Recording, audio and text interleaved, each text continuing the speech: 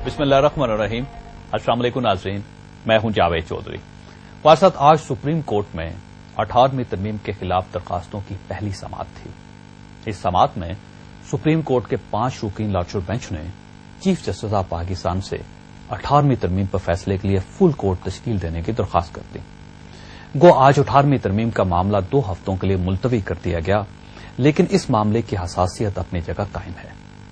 इसका फैसला नाज़रीन ज़ाहिर है सुप्रीम कोर्ट ने करना है और यह पाकिस्तान की तारीख का अहम तरीन फैसला होगा, क्योंकि इससे सुप्रीम कोर्ट और पार्लियामेंट के इख्तियारात के दरमियान लकीर खींची जाएगी और इस लकीर से दोनों इदारों के इख्तियारात और हदूद का तयन होगा।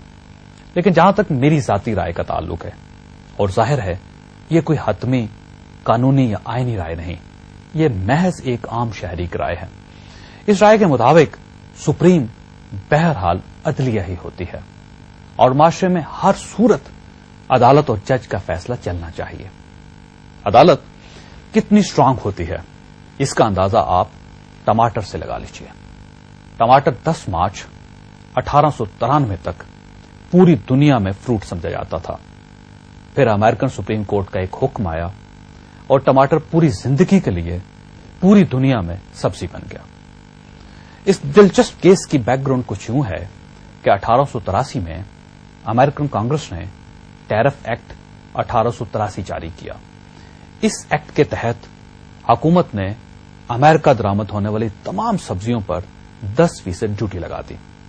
उस वक्त जॉन डब्ल्यू निक्स नाम का एक ताजर लैटिन अमेरिका से सब्जियां और फ्रूट न्यूयॉर्क दरामद करता था।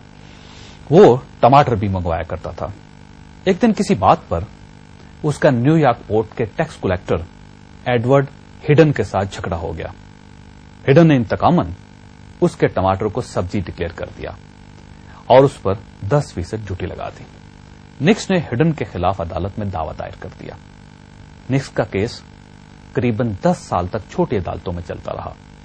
वहां से यह केस 24 अप्रैल 1893 में सुप्रीम कोर्ट ऑफ अमेरिका पहुंचा। उस वक्त Millville Fuller American supreme court के चीफ जस्टिस थे। चीफ जस्टिस ने जॉन निक्स और एडवर्ड हिडन दोनों को तलब कर लिया। एडवर्ड हिडन से पूछा गया, तुम बताओ, तुम टमाटर को सब्जी क्यों कह रहे हो? हिडन ने जवाब दिया, जनाबे अली, टमाटर सब्जियों में पैदा होता है इसलिए। जॉन निक्स से पूछा गया, और तुम इसे फ्रूट क्यों कह रहे हो? जॉन निक्स ने अदालत में उन तमाम डिक्शनरियों और इंसाइक्लोपीडियाज का ढेर लगा दिया जिनमें टमाटर को फल करार दिया गया था। जॉन निक्स ने बोटेनिकल रिपोर्ट भी पेश कर दी। टमाटर नेबाताती यानी बोटेनिकली वाकई फल था। अदालत ने यह दिलचस्प केस सुना और आखिर में टमाटर को सब्जी डिक्लेयर कर दिया। यह केस जिस वक्त अदालत में जेर समाअत था, उस वक्त अमेरिका के अटॉर्नी जनरल ने टैरिफ एक्ट 1883 को पूरी तरह डिफेंड करने की कोशिश की, लेकिन अदालत ने टमाटर को फल की जगह सब्जी का स्टेटस दे दिया। आज टमाटर बोटेनिकली या साइंसी लिहाज से फल है, लेकिन ये पूरी दुनिया में सब्जी समझा जाता है।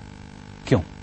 क्योंकि अदालत ने इसे सब्जी करार दे दिया था। साथ यह फैसला अदालत की सुपरमेसी को साबित करता है और यह पुकार पुकार का ऐलान करता है कि पार्लियामेंट हो, वजीर आजम हो, सदर हो या फिर खलीफा वक्त हो, ये सब लोग, ये सब इदारे कानून और अदालत के सामने कमजोर होते हैं। जिस अदालत के सामने हजरत उमर फारूक रज़ी अल्लाह तआला अन्हु और हजरत अली रज़ी अल्लाह तआला अन्हु जैसी अजीम हस्तियां जवाबदेह हों, उसके सामने पार्लियामेंट और इन चंद तरमीमों की क्या हैसियत है? हमें कानून को कानून, इंसाफ को इंसाफ और अदालत को अदालत मानना पड़ेगा, क्योंकि कोर्ट्स सुप्रीम होंगे तो ही बात आगे बढ़ेगी।